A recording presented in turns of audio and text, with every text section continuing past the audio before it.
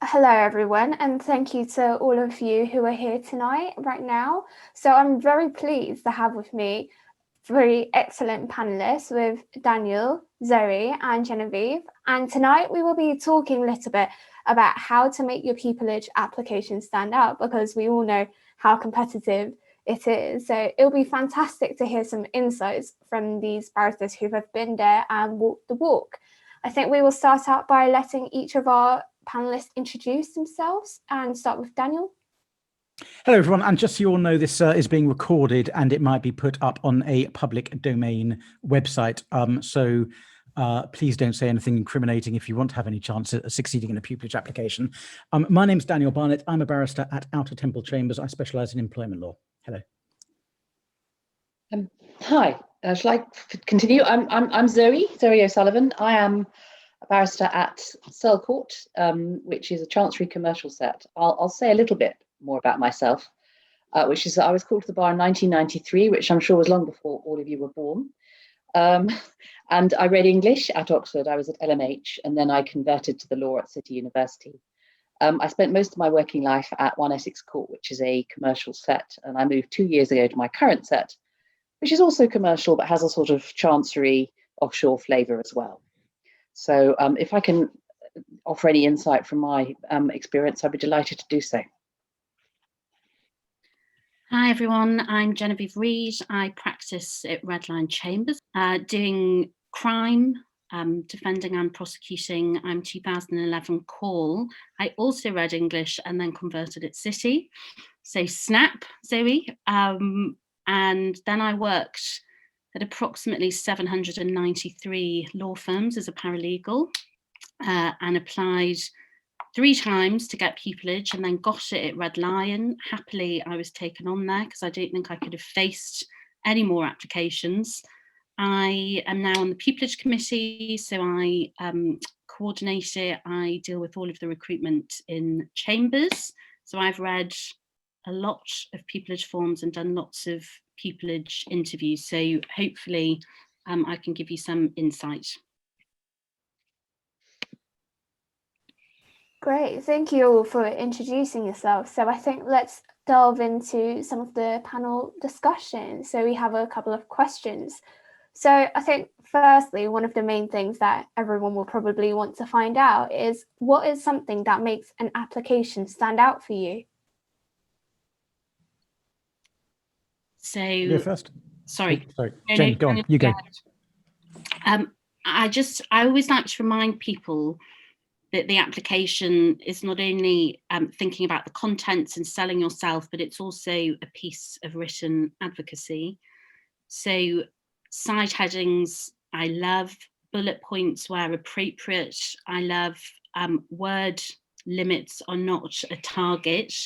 If you can be punchy, set out your experiences and set them out in a way that helps your reader, because don't forget the person reading it, and I'm speaking from my own experience as well, is probably a barrister who's been in court all day, who's then coming home to sit and read 50 or 60 applications and trying to get through them. If you can help them draw the reader into the best points, set it out almost as though it's a skeleton argument on Pupillage Gateway, in that section where they ask you those questions, why do you want to be a barrister, etc. Side headings there are, I love them. So that is my top tip. And the moment I see that, you're already in my good books.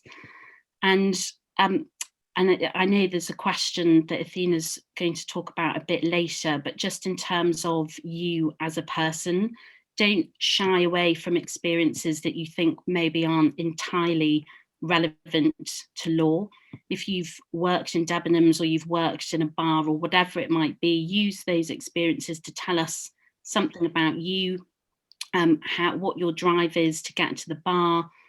And also, I think just really important to set out, particularly in relation to the criminal bar, and perhaps I'll touch on this a bit more in respect of a different question, but is just setting out your insight and understanding of the job so that we know you're going into it with your eyes open. Those are my top tips. Who's next? Should I go next? Well, that was absolutely fantastic. I mean, I entirely agree with everything that Genevieve has just said. It is a piece of written advocacy.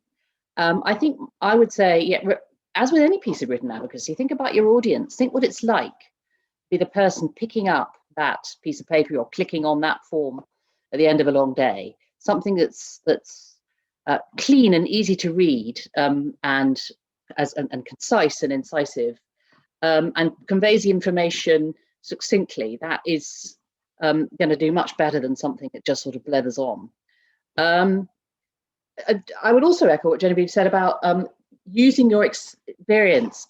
I mean, we're not looking for people with legal experience, to be honest. I mean, we'd expect you to have very little. I mean, you may have had a little if you're lucky, but it's absolutely not essential. So, but what we're looking for is evidence that you've got the qualities that we would hope a barrister to have. For example, confidence in public presentation, advising people. Even if you just had a sort of Saturday job, maybe you can talk about your managerial skills, or you've advised a family member over disputes, something like that. So think of think of things that you've done, that evidence that make you a good barrister, even if they're not obviously connected with the law. A couple of things to add to that, but not very much. First of all, remember that the people who are going to be sifting the application, certainly sifting to get people through to the first round interview, are going to be seeing dozens and dozens and dozens of applications. My chambers typically gets about 600. We have 20 people, each of whom do 60 applications each. And before you point out the maths doesn't work, that's because all applications get checked twice by 2 different people. And when we're sifting, the cold, harsh reality is that we're actually often looking for a reason not to put someone through to a second round, because it's very, very difficult to pick the best 5 candidates out of 60 to put through to the interviews. Therefore, if somebody makes it easy for us by making a spelling mistake or not answering a question directly, that application is immediately put in the discard pile, because we are looking to make our own jobs easier, and you make our jobs at picking the top 5 easier by self-selecting into being one of the people who doesn't make it by the very simple device of not having everything perfectly proofread and having everything nicely set out. The most important thing for me is you answer the question. So when the question is, why do you want to be a barrister? I don't want to know about how you once watched an episode of Rumpole and thought the actor was really good. I want to know why you want to become a barrister, what's happened in your life that inspires you to come to the bar. And any avoidance of the question is not a good thing. Short, punchy, direct answers are the best way forward, because once you've got to the interview, then it turns on how well you do in the interview. And like GCSEs don't matter once you've got your A-level results, the written form matters far less once you're through to the interview stage. Just to say, I mean, I know everyone asks that question, why do you want to come to the bar? I mean, I don't actually find that a very helpful question, and I'm not necessarily particularly influenced by the answer, because I assume that if you've made the application, you want to come to the bar, and that's good enough for me. You know, I'm much more interested in whether there are other things about you that suggest you're going to be a good barrister. I mean, I never quite understand why we ask that question, but there it is. That's my perhaps capricious view.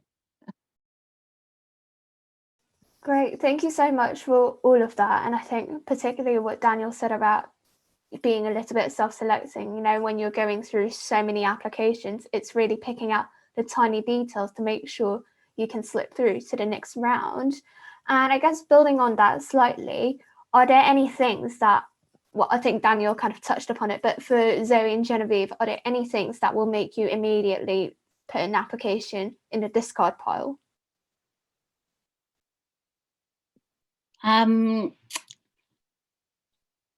Not immediately put it in the discard pile, but, and I have to say, the majority of applications that I look at are painstakingly checked through, and I know that people take it very seriously. But one of my pet peeves is when people put down an area of law when we are so clearly a criminal and regulatory set. We don't really have a mixed practice at all, and either put down an area of law that we have never even considered practicing in chambers. You know, I've had people saying they want to do commercial law, which is fantastic, but they really shouldn't be applying to red line chambers, which is a criminal set. And even people who might say that their only interest in applying to chambers is, or the only area they are interested in is international criminal law, for example. Now, that's not because we don't do international criminal law, but in reality, as a pupil coming into chambers, you will be doing run-of-the-mill criminal work, and it's great that you might have some aspirations down the line of what you may want to do. But I think if you narrow those fields when you're applying to come in to a set that does a lot of general crime and white collar work, to not be on top of that, that is something that makes it, however fantastic they are, makes me think, well, this is not the right place for them, even if they're probably going to be a really fantastic barrister in some area at some set, but not at ours. Yeah, it's people who haven't done their research. And the other thing is the cut and paste error. It's amazing. People who just, I mean, you know, when Essex used to get people writing and saying, well, I'm passionate about public law. Well, right, you're in the bin then, because we don't do it. I mean, basic stuff like that, you know, just a complete waste of an application. You know, do your research, don't, you know, match your application, you know, your what the law you want to do to the sets you're applying to, do your research. I mean, there really is no reason why you can't.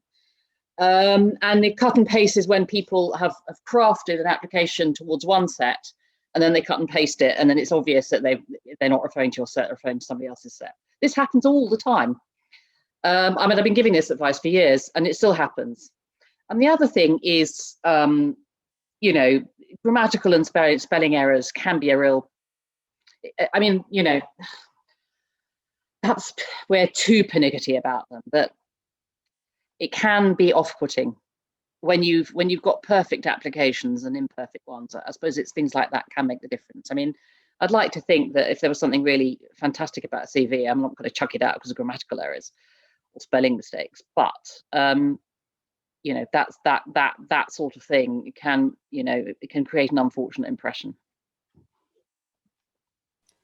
Get someone else to proofread it. And building on from that, so we've talked about cutting and pasting and then grammatical and spelling errors. And I was wondering if there are any other common mistakes that you see people who are applying make, and if there are any common mistakes, what are the things they can do to avoid it? A particular pet peeve of mine is people who talk about we in their application form. I worked for AstraZeneca, and we discovered a vaccine.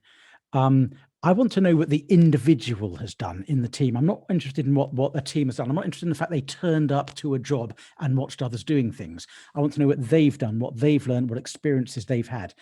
So the word we, whilst it's not a binning offence, is a little bit of a turn-off, and it will inevitably trigger some quite tight questioning at interview about what the individual's role was, what they experienced, what they learned, how they developed as a person. That's one minor bugbear. Another one that I have, and I think I'm very much in the minority on this one, so I'm coming over as the grumpy member of this panel, is people who claim they've done, people who've done the training and record they've done the training with the Free Representation Unit. Now, just in case anyone who doesn't know what that is, it's a very, very worthy charity that represents individuals in social security and employment tribunals for free, and it trains up trainee barristers and trainee solicitors to be the representatives, and it's a phenomenal charity. But when I see somebody has said that they've done the FRU training, but they haven't actually done any cases, the thought that tends to go through my head, as unfair as it might be, is this person hasn't got the balls to actually go and do the advocacy. And if I see someone who's done 2 cases for the FRU versus someone who's said, I've done the training but haven't actually done any cases, the first one's going to win every single time. I think probably the only other things that I would add, and I think it is quite a common mistake, when people are setting out work experience and places that they've worked, especially in that section, where, I mean, whether it's a CV or whether it's on the Pupillage Gateway form or a different form, is they'll just give you a list of things that they've done without really expanding, especially when it's non-legal work. They sort of leave the reader to do a lot of the work to fill in the gaps of how that is relevant, what skills that they got from those experiences, things like that. I'll give you an example. I once had a fantastic applicant who didn't get through to interview, who'd contacted me through somebody else to just say, you know, could you have a look at my form?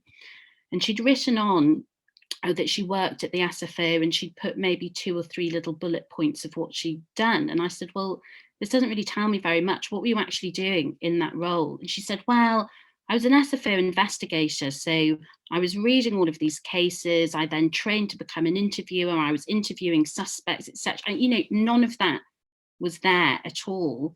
And I know that people don't want to make them too wordy, and I know we're all saying make it concise, and I'm not suggesting that you don't do that, and it's probably is a good place for bullet points, but make sure that you're actually telling us something. What have you learned? What skills have you got from doing that particular role?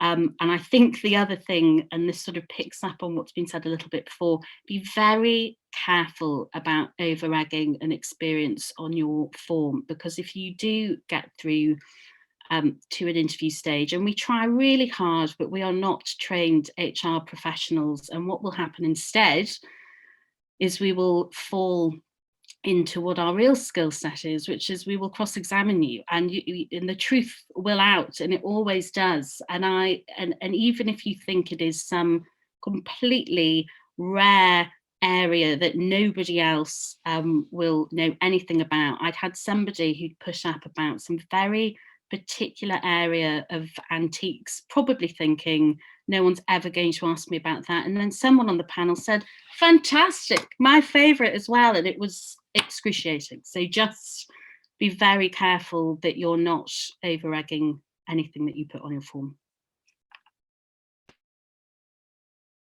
You do hear horror stories about people claiming to speak a certain language and then finding someone on the panel who it's their mother tongue, and they talk, you know, you do hear these horror stories.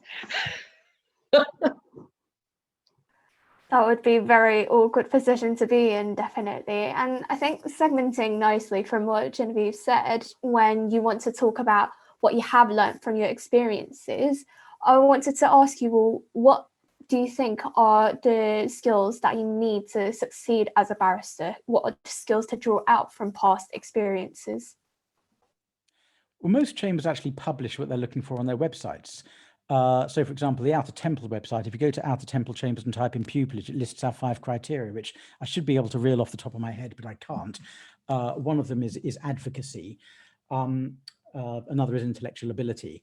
And what is good is if you can actually link things you've done to those particular 5 attributes, because we're very open about our scoring criteria. We're very open about what we're looking for.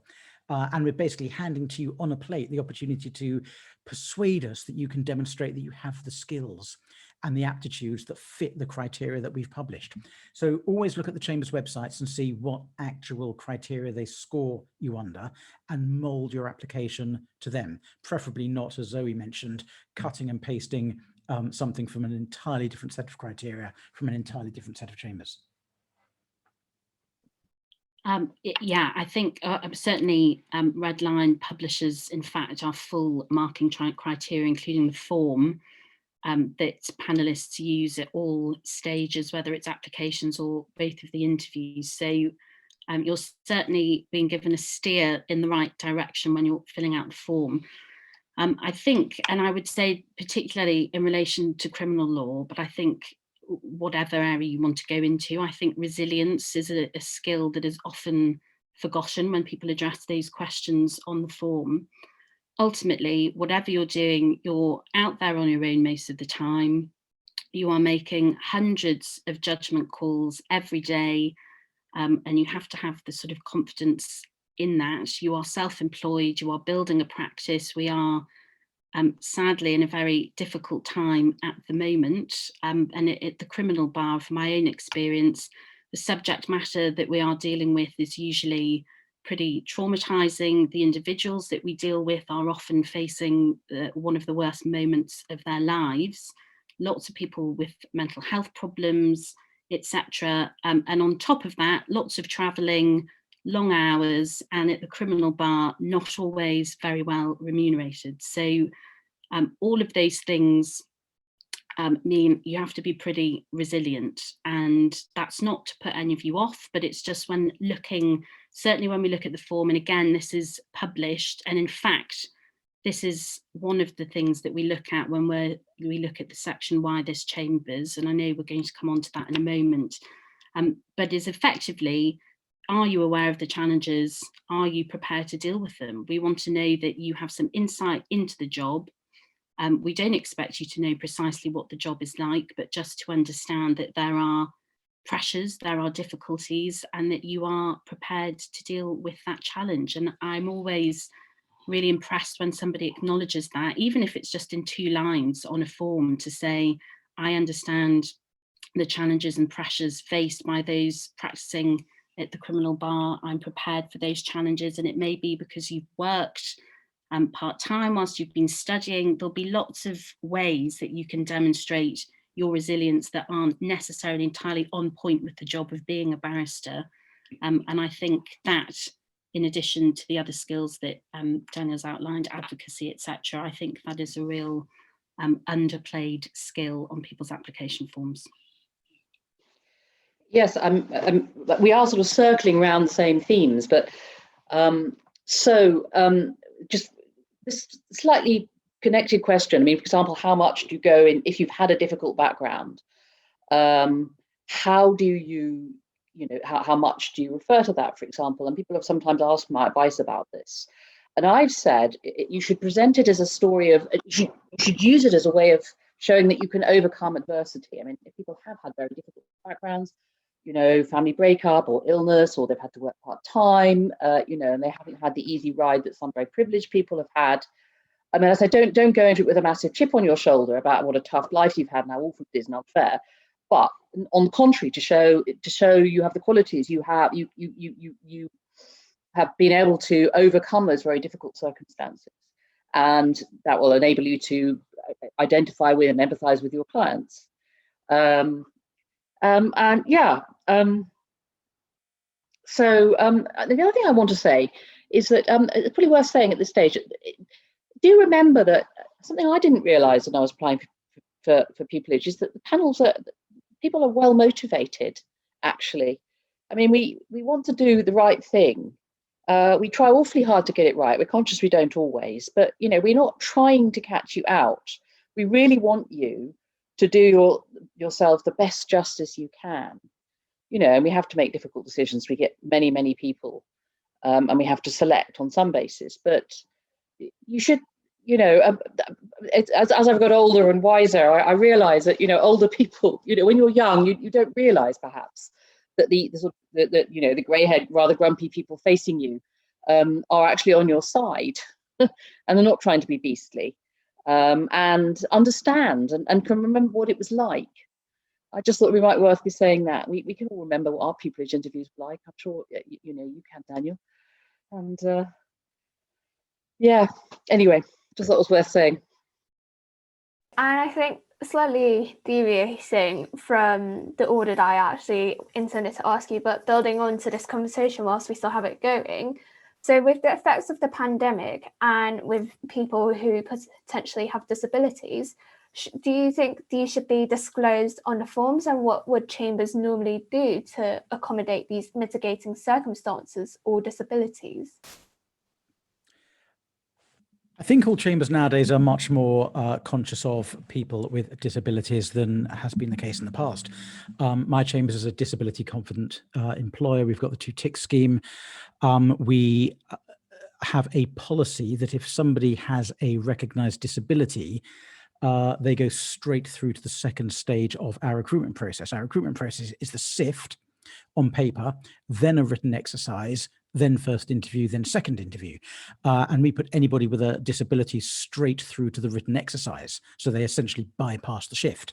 Now, a lot of people struggle with whether to disclose their disability or not. And it's a very real problem because you don't want to be seen as complaining. And many people who do have disabilities are acutely self-aware of them and simply don't want to bring them to the attention of those who they might end up working with for their career. But I think you would be hard pressed nowadays if you are somebody with a disability to find a set of chambers or find a barrister where you're penalised or treated in any way less well for disclosing that disability. Quite the contrary, if and I think I'm not sure whether it was Zoe or Jen who said this, if we realise that you've had to struggle with adversity for one reason or another, then achieving the same result as somebody else means you've actually had to work that much harder to get there. And that's big plus points and big kudos. Now, that's not to say that you should start whinging about every minor mishap in your life. If you had a bad cold when you took your GCSEs, don't put that on your form, because that's just a little bit too low level to trigger the respect of people marking the form for getting through difficulties in life. But if you have a real disability, discuss it with people first if you're worried about declaring it. Don't just plunge into a decision because it's an irrevocable decision once you've made that decision. Do discuss it with people, particularly the INS or any university or college advisors you might have. But don't feel awkward about putting them down. It won't be held against you. And also, don't forget, just to add to that, don't forget to ask for reasonable adjustments in terms of the interview, the application and the interview process. Chambers are, I'd say, much better now in terms of fair recruitment and having to undergo fair recruitment training, and also providing and making reasonable adjustments. And I would always say, if you need them, do ask for them, and don't feel, oh, this is going to be held against me or marked somewhere. The interview panel will be very unlikely to have been made aware of whatever reasonable adjustments you've asked for, whether it's arrangements for when you're actually in chambers, or I know now lots of things are going to be virtual, but if it's asking for extra time, looking at an advocacy exercise, whatever it may be, that is something that chambers have to consider, and certainly will consider with a very open mind.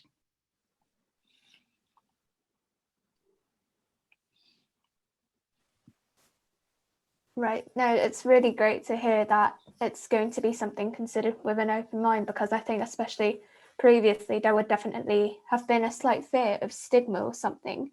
And I guess this is probably one of those things that people who are applying might look for when they're looking for the set of chambers.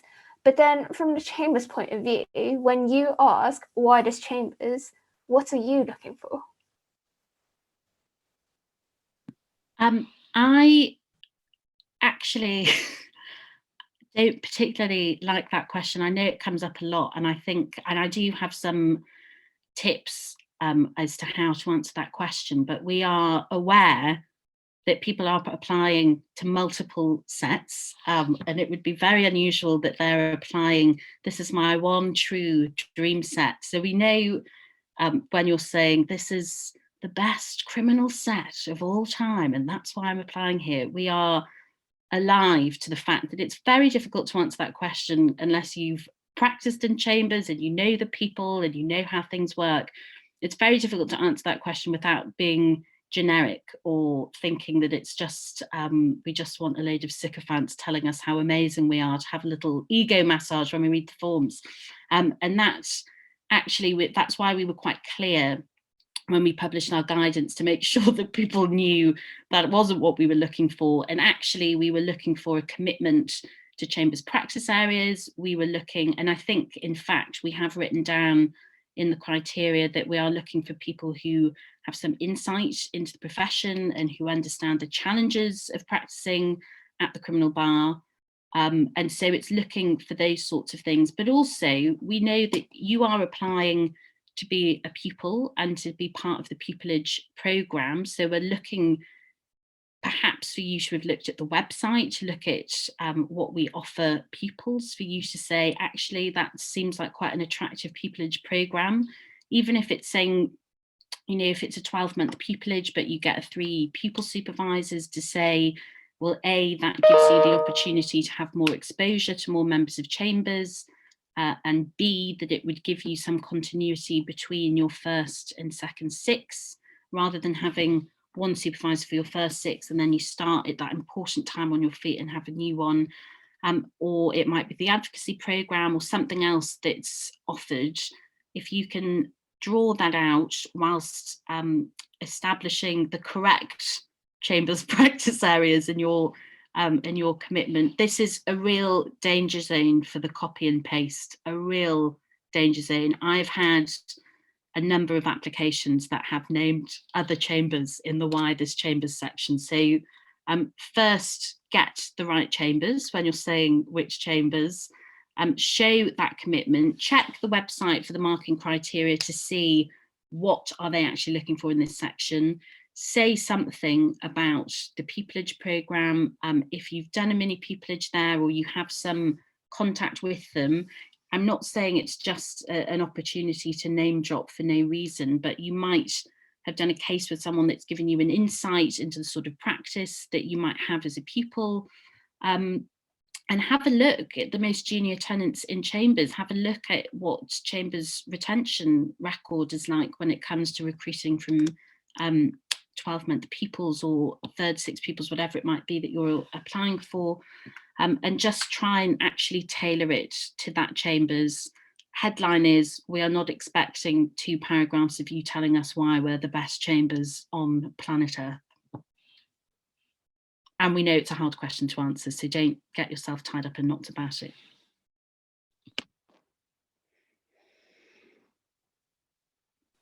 Zoe, would you like to just say don't try and flatter us. Yeah, that's why I made the sort of sick bag gesture. Yeah, we don't want to be told. I mean, we know we're fabulous. We just don't need to be told by you. And don't put, don't refer to specific members of Chambers in your application, because you'll probably please that member but annoy everybody else. But I mean, there will be no harm if, as Genevieve says, the key thing is to be familiar with the kind of work that Chambers does, which may cover a variety of areas. I mean, that's fine. But yeah, make sure that you know what they do, so you can make a convincing case for why you want to join them. And if, for example, they've been involved in some leading case that you actually know about, you could mention that. But make sure that if you do mention it, you will be asked about it. So make sure you have read it and do know what it's about. Otherwise, it will be embarrassing. I think I've just got one brief question left regarding application forms and just keeping an eye on time. But I think a couple of people were wondering, in terms of the tone that you should be striking in your application tone, how formal should it be, or how casual should it be in terms of, should you inject any of your own personality when it comes to questions such as your activities outside of law, that kind of stuff? I think you can be formal in the context of an application form and still tell us something about you that is real. And again, thinking about the reader, the forms that I read where, we get to the hobbies section or whatever it might be, and they've actually put some thought into telling us something interesting and something that they are actually genuinely interested in. I love that. And I think the forms where you get a real feel for the person is so important. But I'm not suggesting that, this is your sort of comedy hour on the application form. Of course, it's still going to be formal. You're still setting out relevant points. But I think we want to know about you as a person. We're not expecting carbon copies. We know that people have lots of different experiences that are valid, setting out and how that may have informed their decision to come to the bar, or a particular practice area, or what skills they may have from that. And also, again, I'm not saying put in something wild for the sake of it, but you do read a lot of forms, and if somebody does put something that might be particularly interesting, then it does help the form stand out, rather than having, just very standard formal answers that we don't get any insight into you as a person at all. But again, that comes with a caveat that it really has to be something that is accurate and is true, and something that you can talk about in interview, because although it's not going, an interview, it's very unlikely to be, oh, we're going to trawl all the way through your form. Your form is your passport into the interview process. But if you have put something interesting on there, you're guaranteed that before an interview, the panel will at least have a cursory glance through. And if something stands out, they'll think, fantastic, right, now I've got my list of questions to ask, and I'm going to ask them about this very unusual circus acrobatics hobby that they say that they've got, you know. So be careful about it. But I think there is a balance, but I think it is really important to try and get who you are across in the form.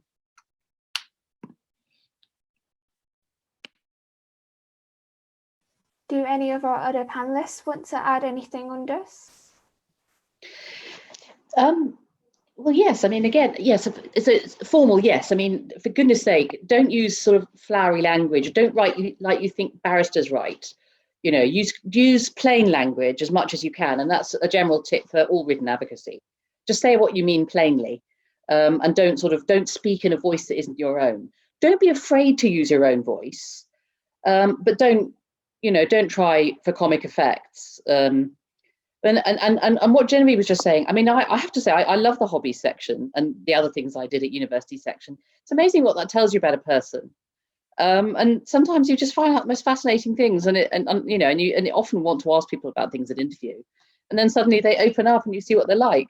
I love those. So we read them. So a little bit about something that says something about yourself, not too dry. Allow your personality to come over.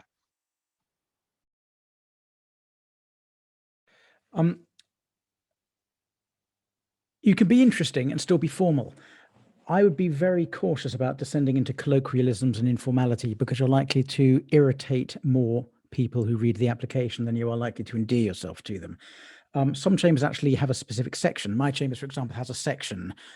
Please persuade us of something in 300 words or fewer, which is either serious or lighthearted. And we actually invite you to do something a little more lighthearted. There was a very good application I read a couple of years ago where somebody tried to persuade us in 300 words why all lawyers should dress like Ally McBeal, which was just fun and interesting to read, and it makes that sort of application stand out.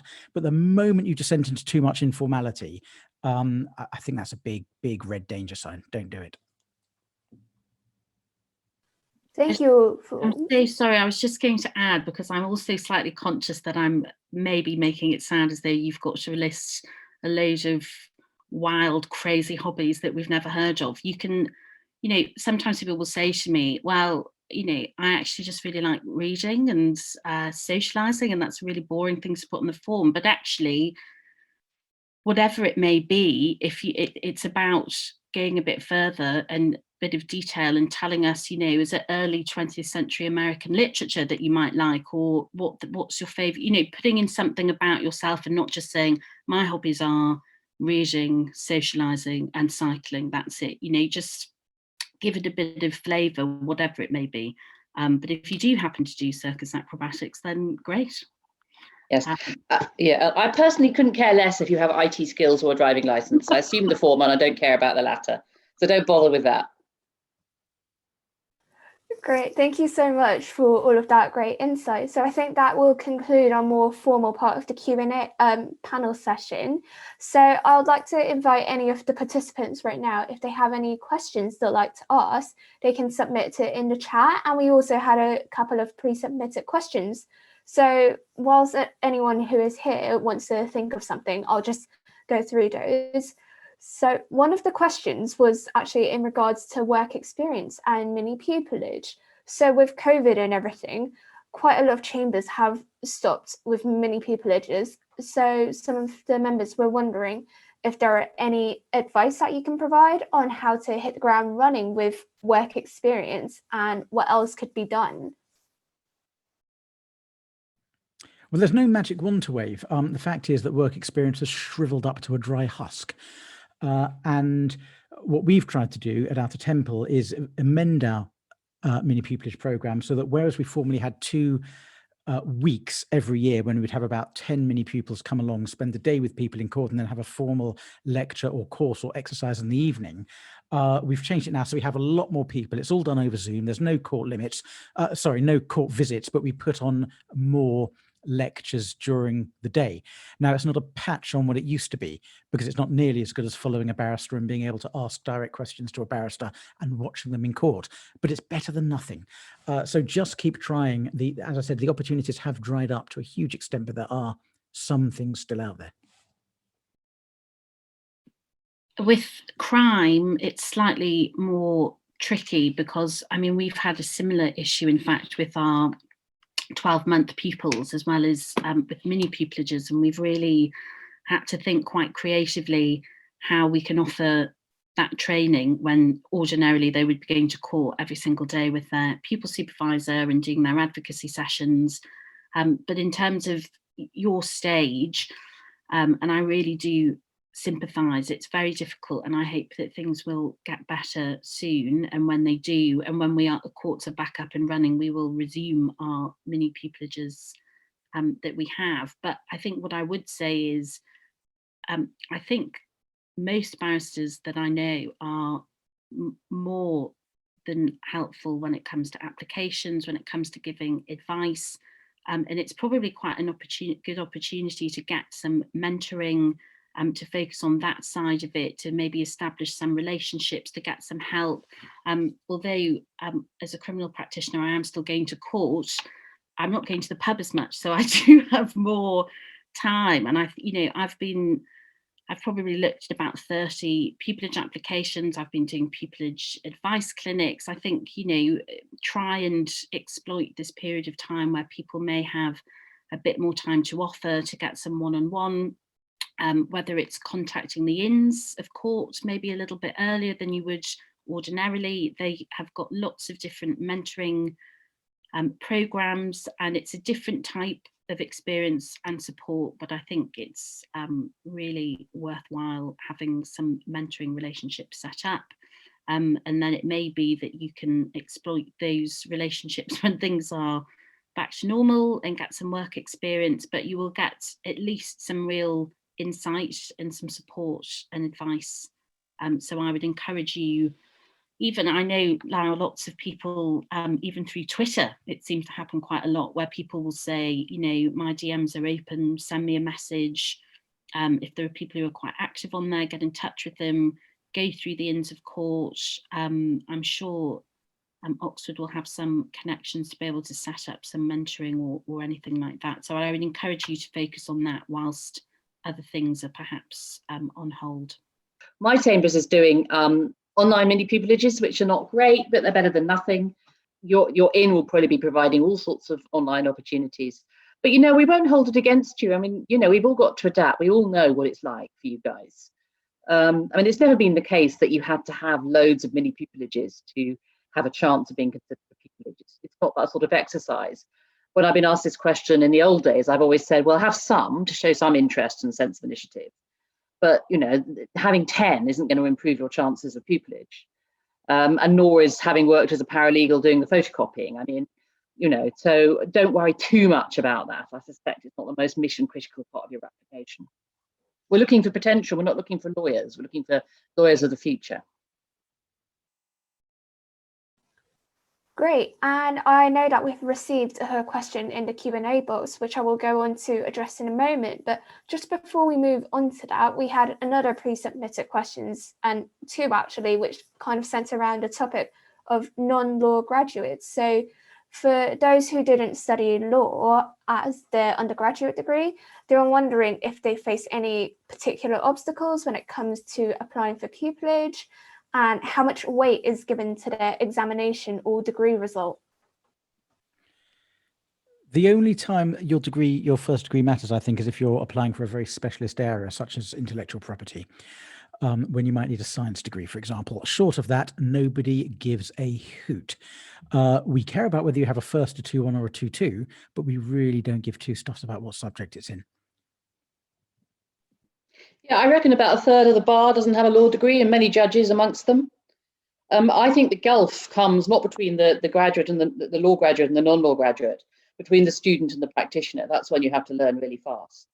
I mean, when I started out, there were lots of areas of law I hadn't studied and had to get up very quickly, like conflicts and unjust enrichment, which barely existed as a subject when I was starting out. So that was hard, and no doubt it would have been a bit easier had I had the opportunity to study some of those subjects, but I might not have done them as part of an undergraduate degree anyway. So, you know, it doesn't really matter. And I think slightly tacking onto that is that if for undergraduates who only have one degree, do they face any disadvantages? And do you have any advice on how to stand out amongst applicants who already have a previous career behind them? Well, how many degrees do they think they have to have? One will do. People, just as I was saying before, we're not expecting carbon copies. We're not expecting everybody to come to apply with the same life experience. Some people might have gone straight on to university, have done law, and applying for the bar course and applying straight for pupillage. Or I had an application the other day for somebody who practiced as a psychiatrist for a very long period of time and had decided that they wanted to come to the bar. And had done lots of other things in between.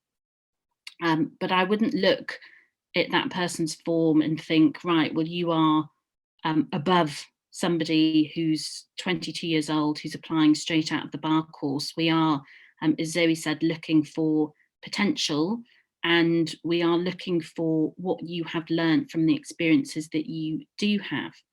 And I know it's, well, I didn't get it first time round, and I would say it's quite unusual, I would say particularly in crime, to get it on your first go. And that's not to say that you can't, but it's just about setting out from what you have done, whether it's from school and university, or if you are a mature student or you're having a career change, we're still looking for the same things. We are not prioritising those people over other people. It really comes down to the individual, to the application form, to what they set out. I certainly wouldn't go into a pile of applications thinking, right, this is what I'm looking for. I'm looking for somebody who used to be a psychiatrist, who's got 4 degrees. I'm not looking for that. We go in with an open mind, and we're looking for people to meet the criteria on that application form, and for somebody who's got potential to do well at the criminal bar. And don't forget that those who've had a career change, yes, okay, they might have different things to say on the form, and they might have some brilliant life experience, but they are actually in a way coming to the same position as somebody who hasn't practiced at the criminal bar and are looking to start from the bottom and work their way up. So I certainly wouldn't, either way, whether it's a career change or whether you're somebody who's done a degree and gone straight onto the bar course and straight out of it, I wouldn't worry about the alternative. Great, and that's been really helpful. I think Zoe's kind of already answered via the message on a Q&A, but we just had one final question, which I thought would be good to end on and touch upon, which is, how would you sell yourself on an application form and draw out your achievements without appearing arrogant?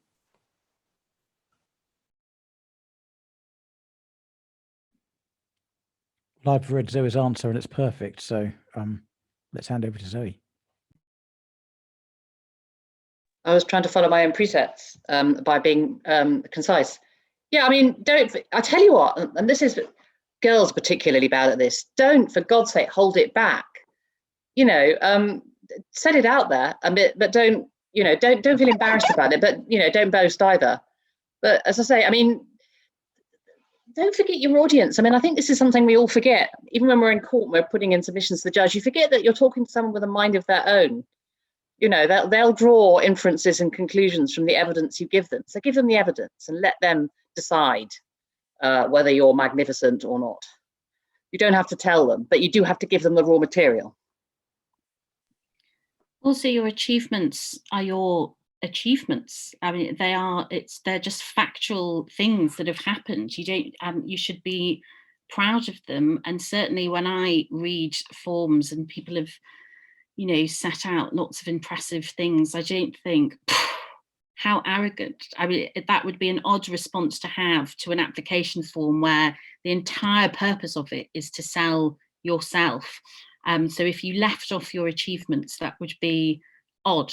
And you wouldn't be doing yourself justice either, because actually in interviews as well, I always say to people, have your 5 golden points that you want the panel to know about, because you don't want to come out and end up kicking yourself and going, oh, I wish they'd known about this. So set it out.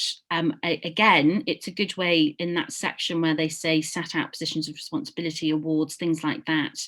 You can bullet point it. I think what you don't want to do is when you move away from the factual and you move on to opinion, and you're in the questionnaire section and you start saying, I am the best advocate of all time, or things bordering on that. That's different. Setting out your achievements is encouraged. Thank you again for all of your helpful answers tonight, and I think we're going to call it a wrap there. Myself and all of our other members are hugely grateful to all of our panelists tonight for your time and your insight. It's been really invaluable to hear what you have to say, especially in a time like now when some of the more traditional resources might be slightly more limited. So thank you again for everything. And thank you for everyone who has attended. I hope you found it helpful.